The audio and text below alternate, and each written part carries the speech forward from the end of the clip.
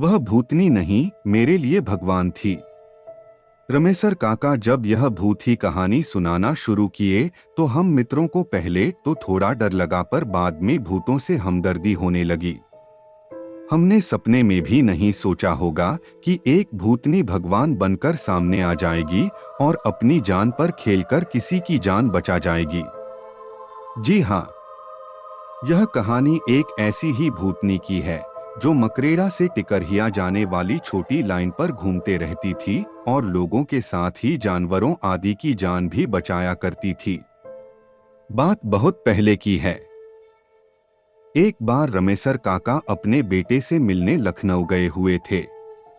वे शाम को लगभग 4 बजे लखनऊ से ट्रेन पकड़कर मकरेड़ा के लिए रवाना हुए। मकरेड़ा पहुंचने में रात के करीब 10 बज गए।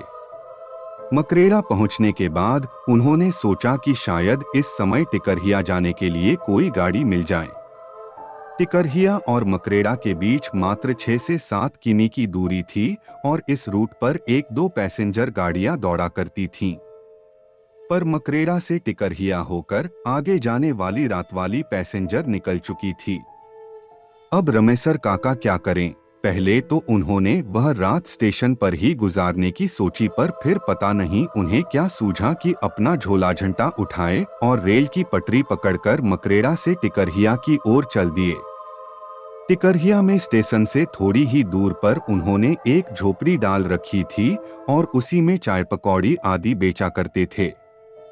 रमेसर काका निडर होकर तेजी से पटरी के किनारे किनारे आगे बढ़े चले जा रहे थे। उन्हें तो देरसबेर पैदल ही पटरियों से होकर इधर उधर आने जाने की आदत थी। अस्तु उस काली रात में भी वे तेजी से ऐसे बढ़े चले जा रहे थे जैसे दिन का प्रकाश हो। अभी रमेसर काका लगभग 1 किलोमीटर तक बढ़े होंगे, तभी उन्हें पटरी के बीच एक बकरी मेमियाती हुई नजर आई। उन्होंने पास जाकर देखा तो एक बकरी जिसके गले में पगहा बंधा था और वह पगहा पटरी के बीच में फंस गया था। पहले तो रमेसर काका के दिमाग में यह बात आई कि आखिर इतनी रात को यह बकरी यहाँ कैसे आ गई, और अगर कोई लेकर आया था तो इसे छोड़कर क्यों चला गया। खैर, रमेसर काका ने और अपने दिमाग पर जोर न डालते हुए उस बकरी के फंसे पगहे को निकालने की कोशिश शुरू कर दी। पर पगहा इस तरह से फंसा हुआ था कि निकलने का नाम ही नहीं ले रहा था। इसी दौरान उस लाइन से होकर एक मालगाड़ी धीरे गति से आगे बढ़ रही थी। रमेसर काका उस बकरी के पगहे को निकालने में इतने मशगूल थे कि उन्हें आती हुई ना मालगाड़ी की सुध थी और ना ही उन्हें उसकी आवाज सुनाई दे रही थी। धीरे धीरे वह मालगाड़ी रमेसर काका के काफी करीब आ गई। अरे यह क्या! अब जाकर रमेसर काका को मालगाड़ी का आभास हुआ और वे कूदकर पटरी पर से हटना चाहे, पर यह क्या, वे ज्यों कूदकर भागना चाहे त्यों ही उस बकरी ने विकराल रूप पकड़ लिया। ऐसा लगता था कि बकरी के रूप में कोई दैत्य है। अब तो रमेसर काका थोड़ा डर भी गए और उस बकरी ने भागते रमेसर काका की धोती ही मुंह में दबाकर पटरी की ओर खींचने लगी। अब रमेसर काका एकदम से असहाय हो गए थे और पसीने से पूरी तरह भीग गए थे। अब वह मालगाड़ी और भी करीब आ गई थी। ऐसा लगता था कि अब उनका जीवन नहीं बचेगा। मौत एकदम से उनके सर पर खड़ी नजर आ रही थी। उनका धैर्य और बल भी जवाब देने लगे थे और वे न चाहते हुए भी पटरी की ओर खींचे चले जा रहे थे। अचानक कुछ ऐसा घटा जो रमेसर काका की समझ से परे था। अचानक एक 15 से 16 साल की सुंदर कन्या प्रकट हो गई और देखते ही देखते उसने उस बकरी के मुंह से रमेसर काका की धोती छुड़ाने लगी। अब तो वहां का दृश्य बहुत ही भयंकर हो गया था। रमेसर काका पूरी तरह से डरे समे थे, पर इस किशोरी के आने से उन्हें थोड़ी राहत मिली थी। अब मालगाड़ी लगभग 10 मीटर की दूरी पर आ गई थी। अब तो उस बकरी और उस किशोरी की लड़ाई और भी भयंकर हो गई थी।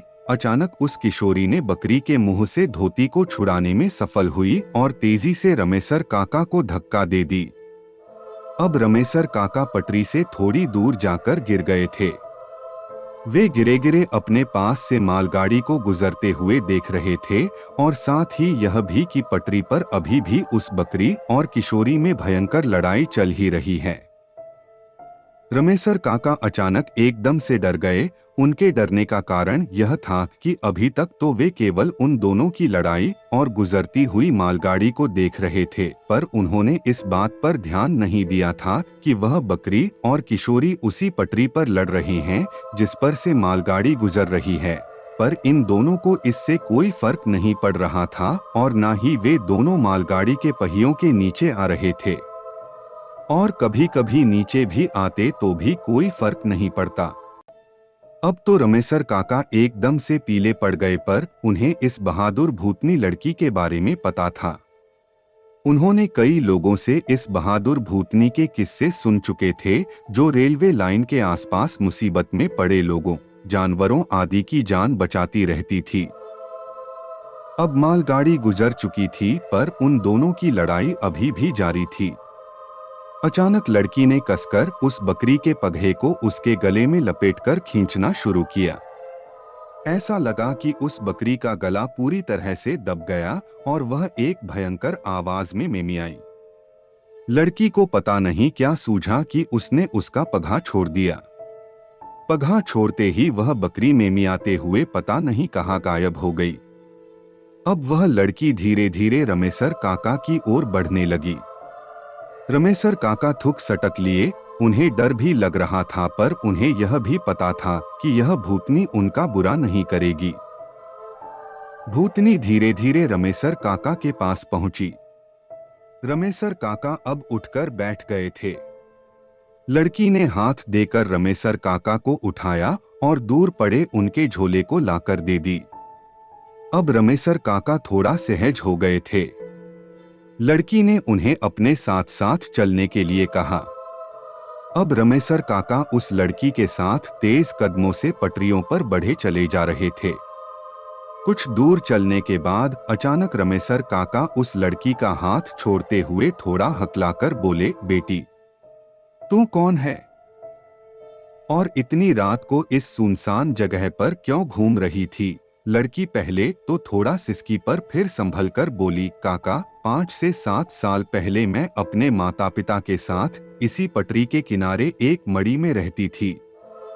मेरे माता पिता छोटे मोटे काम करके गुजारा करते थे। मैं बकरियों को चराने का काम करती थी।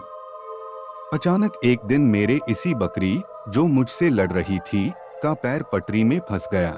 तभी एक ट्रेन भी आ गई। मैंने उसे बचाने की बहुत कोशिश की और इस कोशिश में इस बकरी के साथ मैं भी भगवान को प्यारी हो गई। इतना कहने के बाद वह किशोरी फूट फूट कर रोने लगी।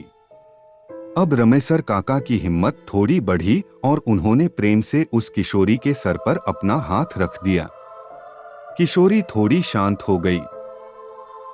कुछ देर चुप्पी छाई रही। फिर रमेसर काका ने पूछा कि बेटी, पर वह बकरी मुझे मारना क्यों चाहती थी?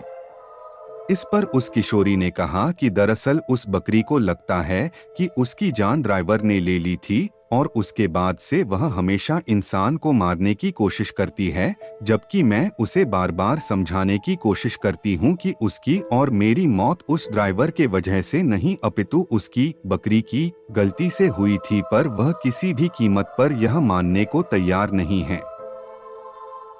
बातों ही बातों में रमेसर काका उस किशोरी के साथ टिकरहिया स्टेशन के पास पहुंच गए। लड़की ने कहा कि काका, अब आप चले जाइए, मैं इसके आगे नहीं आ सकती। पर रमेसर काका ने उससे कहा कि बेटी, तू बहुत ही अच्छी है और मैं चाहता हूं कि तू भी मेरे घर चले, मेरी बेटी जैसी रहे। काका की इन बातों को सुनकर वह किशोरी थोड़ी भावुक हुई, पर ऐसा नहीं हो सकता कहकर जाने लगी। रमेसर काका की माने तो वह किशोरी बराबर रमेसर काका को दिख जाती थी और कभी कभी उन दोनों में बातें भी होती थी।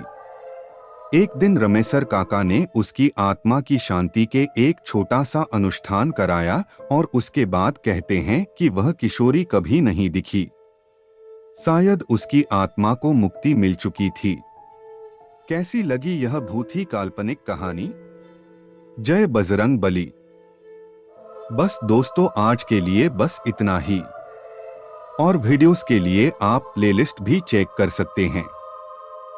आपको नेक्स्ट वीडियो कौन से टॉपिक पर चाहिए मुझे कमेंट करके जरूर बताएं। मिलते हैं आपको अगले वीडियो में। तब तक के लिए सुरक्षित रहे, सतर्क रहे।